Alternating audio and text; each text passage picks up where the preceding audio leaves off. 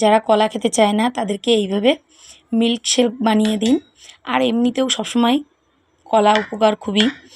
তো আমি আজকে মিল্ক শেক বানাচ্ছি খুবই সিম্পলভাবে আজকে, যে যখন আমি ড্রাই ফ্রুট দিয়ে বানাবো সেটাও শেয়ার করব। তো আমি কলাগুলো ছোটো ছোটো করে কেটে নিচ্ছি। আমি এখানে 4টে কলা নিয়ে নিয়েছি, ভালো করে পেস্ট করে নেব।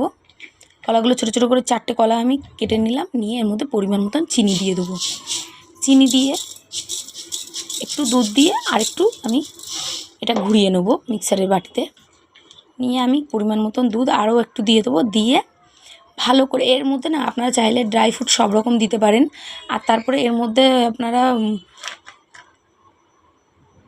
ভ্যানিলা এসেন্স একটু দিতে পারেন, যাতে বাচ্চারা যে চকলেট ফ্লেভার এটা খেতে ভালোবাসে। তো হয়ে গেছে, আমি পরিমাণ মতন দিয়ে দিয়েছি, এইটুকুই দুধ বেঁচেছে। তো গ্লাসে ঢেলে দিচ্ছি। বাচ্চাদেরকে সকালবেলা এইভাবে, সকালে বিকেলে আপনারা যখন খুশি এইভাবে খাওয়াতে পারেন, খুবই শরীরের পক্ষে ভালো এগুলো খাওয়ানো। দেখুন কি সুন্দর হয়েছে দেখতে।